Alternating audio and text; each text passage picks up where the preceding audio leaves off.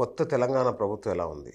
ఇప్పుడు 2 నెలలు అయింది నేను వచ్చి నుంచి. యాక్చువల్గా నేను వచ్చి ఇక్కడ ఓటేస్తాను, అది కూడా. Oh, so I'm still in Indian citizen. Okay. So ఓటేసి తర్వాత రాష్ట్రం మారింది అంతే. టీఆర్ఎస్ ప్రభుత్వం నుంచి కాంగ్రెస్ ప్రభుత్వం మారింది.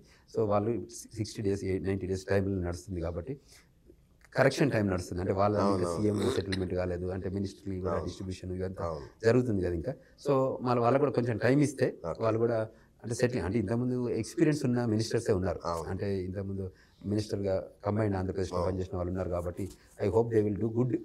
If they don't do good job then again people will correct. అంతే కదా. ప్రజలు ఇక్కడ ఉండేది కరెక్షన్ చేయడానికే కాబట్టి I hope they will do good job. కొద్దిగా ఓపెన్నెస్ అయితే వచ్చింది, గమనిస్తున్నారు అందరూ.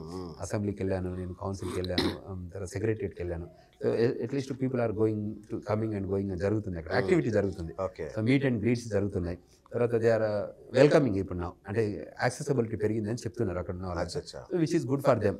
మీరు ఏది కావాలన్నా మేము కూడా బీయింగ్ అండ్ ఎన్ఆర్ఐసి కూడా మాకు కూడా కనెక్షన్స్ ఇవ్వండి, మేము కూడా మేము షేర్ చేస్తామని చెప్తున్నాం. మేము కూడా మాకు మాట్లాడే ఓపెన్నెస్ ఉండాలి కదా బీయింగ్ అండ్ ఎన్ఆర్ఐ కదా, అది కూడా జరుగుతుంది.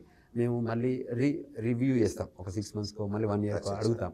అంటే మీరు చేసిన ఏంది, 1 year లోపల తీసుకున్న పథకాలు ఏంటి ప్రజలకు. మేము గ్లోబల్ తెలంగాణ అసోసియేషన్ నిర్మాణాత్మకమైన ప్రజాపక్ష పాత్ర పోషిస్తుంది. Super, perfect. Okay, super. Questioning చేస్తాం. కేసీఆర్ ఓటమిని, అంటే బీఆర్ఎస్ ఓటమిని ఎలా చూస్తారు మీరు? అంటే నేను వచ్చిన తర్వాత ఒక 20 జిల్లాలు పర్యటించి వచ్చిన తర్వాత గమనించిన దాన్ని బట్టి ఏంటంటే యాక్సెసిబిలిటీ గ్యాప్ అంతే. స్వయం కృతాపరాధం అంటారు, ఇది self goal. It's not that ఏది పని చేయలేదన్న కాదు. గత 10 సంవత్సరాలుగా టీఆర్ఎస్ ప్రభుత్వం కూడా వాళ్ళు చేయగలిగే పథకాలు వాళ్ళు చేసింది. అంటే ఏదో ప్రజల కోసం చేయాలని అనుకుంటారు, ఎవరైనా ఇంట్లో కూర్చోవాలనుకుంటారు. చేసే ప్రయత్నంలో భాగంలో కొన్ని మిస్టేక్స్ కూడా జరుగుతాయి. జరిగే క్రమంలో కొన్ని ఫెయిల్యూర్స్ ఉంటాయి. ప్లస్ ప్రజలు కూడా ఏం చేస్తారంటే టైం ఇస్తారు.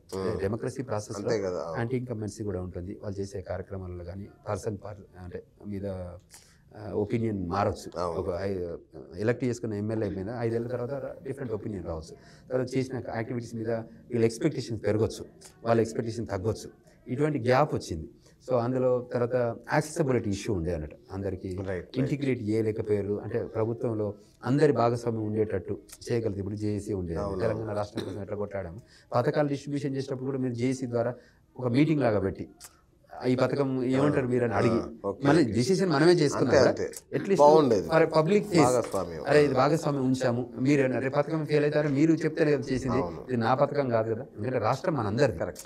నేను రాష్ట్రానికి మీరు నాకు ఇచ్చిన ఒక పొజిషన్, ఒక 5 సంవత్సరాలు నేను ముఖ్యమంత్రిగా ఒక ధర్మాధికారిగా ఉండమని చెప్తున్నారు తప్ప ఈ ఓనర్ని కాదు నేను. సో అందువల్ల నేను మీరందరూ ఏం ఆలోచన ఇప్పుడు వాళ్ళ ఒక మంచి పథకం తీసుకుందాం, రాష్ట్ర అభివృద్ధిలో ఈ సెక్టర్ని ఏం చేద్దాం, ఈ సెక్టర్ని ఏం చేద్దాం, మీరేమంటారు యాజ్ జేఏసీగా అందరినీ భాగస్వామ్యం చేస్తాం అనుకోండి. అందరి ఒపీనియన్ విని దాన్ని అది కులంకుషంగా చర్చ చేసుకొని అవుట్పుట్ మన నోటి ద్వారా చెప్పిస్తాం. ముఖ్యమంత్రిగా చేసేది అంతే కదా, పాలసీలో స్ట్రాటజిక్ డెసిషన్స్ కదా, వెళ్ళి పనిచేసేది ఏముండదు కదా. సో అటువంటి చేయగలిగితే ఇంకా బాగుండేదేమో. ఆ మధ్యలో అంటే ప్రజా సంఘాలకును ప్రజా వ్యవస్థకు మధ్యలో గ్యాప్ వచ్చిందేమో అని ఒక ఆలోచన. రేవంత్ రెడ్డి ముఖ్యమంత్రి పాత్రలో ఎలా అనిపిస్తున్నారు మీకు? ఇప్పుడు అదే బిగినింగ్ అయింది కదా, నేను అది కూడా మంచి క్వశ్చన్ అడిగారు. రేవంత్ రెడ్డి గారు కూడా మే టైం ఫ్రేమ్లో అమెరికాకు వచ్చారు. ఒక గ్రేట్ ఆపర్చునిటీ ఉండే నాకు. 3.5 గంటలు మేము కూర్చుని ఆయనతో. 3.5 గంటలు కూడా నేను ఆయన క్వశ్చన్ చేశాను. I question him. 3.5 గంటలు కూడా ఓపికగా నాకు ఆన్సర్ చెప్పారు. తప్పించుకొని పోలేదు. అంటే అంటే మన గుర్తుపడగలదా అంటే ఇంక ఈయనకి చెప్పాల్సిన అవసరం లేదని 3.5 గంటలు కూడా ఆయన ఒక స్టూడెంట్ లాగా. అంటే నేను అడిగిన ప్రతి క్వశ్చన్ కూడా he has his own reasoning, he has his own presentation, he has his own thought process share చేస్తున్నారు. అది ఇంకా 12:30 9 o'clock స్టార్ట్ చేసాం, 12:30 దాకా రన్ అవుతుంది 3.5 గంటలు. అక్కడికి ఇంకా మా తోటి వాళ్ళందరూ వీ హ్యావ్ ఎవిడెన్షియల్ అన్నట్టు. అంటే ఏదో నోటి మాటకి చెప్పాను నేను, లాఫర్ రన్ చేసుకోవడం ఎవిడెన్స్ లేకపోతే. సో దాని తర్వాత కూడా మళ్ళీ జూలైలో వచ్చారు. జూలైలో కూడా మేము వీ హ్యాడ్ మళ్ళీ 1 hour డిస్కషన్ అయింది. మళ్ళీ ఇండియాకి వచ్చినప్పుడు కూడా నేను ఇంకో 1 hour డిస్కషన్. అంటే we posed several questions, we examined him, we questioned him, we audited him. He was ప్లెజెంట్గా, ఓపెన్గా, ఒక స్టూడెంట్ లాగా, అంటే ఆన్సరబుల్గా ఉన్నాడు. నేను లేదు తప్పించుకోవడం కానీ రేపు మాట్లాడదామని చెప్పడం యూజువల్ ఉంటుంది ఐడియా, మళ్ళీ మాట్లాడదాం బిజీగా ఉన్నాడు. He never did it. ఇది నేను లైవ్గా నేనే ఎగ్జాంపుల్, నేనే ఎక్స్పీరియన్స్ అయ్యాను. నాతో నేను ఎక్స్పీరియన్స్ అయ్యేటప్పుడు నేను ఒక్కరిని, ఆయన ఒక్కరు కూర్చోలేదు, నాతోడు ఒక 20 మంది కూర్చున్నారు. సో అంటే ఇట్ ఇస్ అనే గ్రూప్ ఈవెంట్.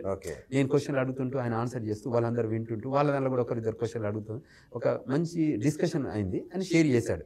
సో దాన్ని కూడా మేము చర్చ జరిగింది అన్నట్టు. సో అది నేను గమనించాను.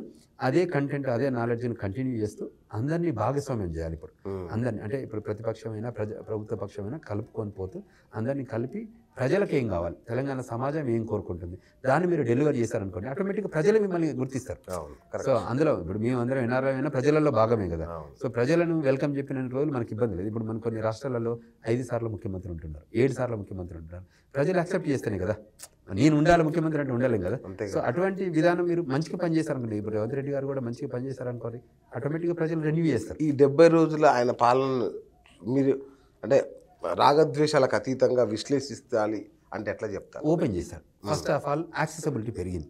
నేను వెళ్ళడానికి కూడా వెల్కమ్ చెప్తున్నారు. అంటే అట్లీస్ట్ ఐడెంటిటీ అంటే తెలంగాణ పీపుల్ కావాలని కోరుకుంటారు. ఇప్పుడు మీకు అంతే కదా, ముఖ్యమంత్రి అది ఉంది, ప్రగతి భవన్ ఉంది.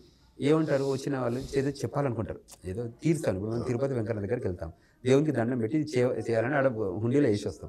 ఇట్లా వీళ్ళు కూడా లెటర్ పెట్టి ఇక్కడ ఇస్తారు. అంటే తెలంగాణ సమాజం ఏమంటుంది, నేను ముఖ్యమంత్రిని కలవాలనుకుంటాను. ఎందుకు కలవాలనుకుంటారు పక్కకు పెడితే, ఏదో సమస్య చెప్పుకోవాలనుకుంటాను. మా రాష్ట్ర పెద్ద నేను ఆయనకేదో చెప్పాలనుకుంటాను. నేను రావద్దని అంటే ఎట్లుంటుంది? మీరు వచ్చి 2 నిమిషాలు విన్నాం అనుకోండి, సగం. ఇప్పుడు మనం డాక్టర్ దగ్గరికి వెళ్తామండి, డాక్టర్ ఆ నిమిషంలో మనం ఫిక్స్ అయ్యాడు, మనం డాక్టర్ దగ్గరికి వెళ్ళి వచ్చిన మన కాన్ఫిడెన్స్ తో మనం ఆరోగ్యంగా సెట్ అవుతుంది. అట్లే ఈ పని అవుతుందా కాదా పక్కకు పెడితే అట్లీస్ట్ ముఖ్యమంత్రిని కలుస్తున్నారు, మంత్రులు కలుస్తున్నారు. తర్వాత ఇండిపెండెన్స్ అంటే ఇక్కడ నేను అబ్జర్వ్ చేసిందంటే ఇప్పుడు కరీంనగర్ జిల్లాకు ఒక మంత్రి ఉన్నారు, నల్గొండకు ఒక మంత్రి ఉన్నారు, అటు ఒక మంత్రి ఉన్నారు. అప్పుడు అధికార వికేంద్రీకరణ జరిగిందని నేను అనుకుంటున్నాను. అక్కడ అధికారం మొత్తం ఒక దగ్గర ఉంది అన్న ఆలోచన కనబడింది. ఇక కంటెంట్ ఏంటంటే మేము ఒక 3-4 నడిపిస్తున్నారు రాష్ట్రాన్ని అన్న టైప్ కాకుండా ఎక్కువ మంది చేతులలో రాష్ట్రం ఉంది. అంటే అన్ని ప్రాంతాలకి ప్రాతినిధ్యం ఉంది. ఇప్పుడు పొంగులేటి శ్రీనివాసరెడ్డి గారు ఉన్నారు, జూపల్లి కృష్ణరావు గారు ఉన్నారు, పాపులర్ లీడర్స్ వాళ్ళేమి అంటే అంతే కదా. ఇప్పుడు పొన్నం ప్రభాకర్ ఉన్నారు, ఇక్కడ కోమటిరెడ్డి వెంకటరెడ్డి గారు ఉన్నారు. అట్లా నేను అనేది జస్ట్ శ్రీధర్ బాబు గారు ఉన్నారు. వీళ్ళంతా అదే బీన్ డూయింగ్ ద థింగ్స్ కదా.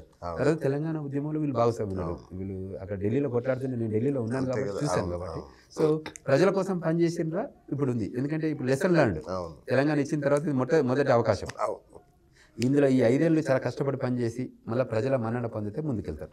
లేదు అంటే మళ్ళీ నెక్స్ట్ అవకాశం రెన్యూవల్ ఉంటుంది. సో దీనికోసం కష్టపడాలి వీళ్ళందరూ. సో ఈ రోజుల్లో నేను గమనించింది ఏంటంటే observation, it is open, little bit open. నాకు వెళ్ళడానికి యాక్సెసిబిలిటీ, రావడానికి గేట్లు లేకుండా నేను రాలేకున్నాను. ముఖ్యమంత్రిని కలవాలంటే నేను 3 సార్లు 4 సార్లు కలిసాను ఈ 2 నెలల్లో కలవాలనుకున్నప్పుడు. సెక్రటరీకి వెళ్తే మీకు కలుస్తామంటే రమ్మంటున్నారు, మీటింగ్ అయితే చెప్పలేదు. సో ఆ యాక్సెసిబిలిటీ కావాలి అంతే తప్ప మేము అక్కడ కూర్చొని భోజనాలు చేయడం ఇది కాకుండా అట్లీస్ట్ యాక్సెసిబిలిటీ క్రియేషన్ కావాలని గోల్. గ్లోబల్ తెలంగాణ ద్వారా కూడా మేమందరం గవర్నమెంట్ ఆఫ్ తెలంగాణ కలిసి పనిచేస్తాం.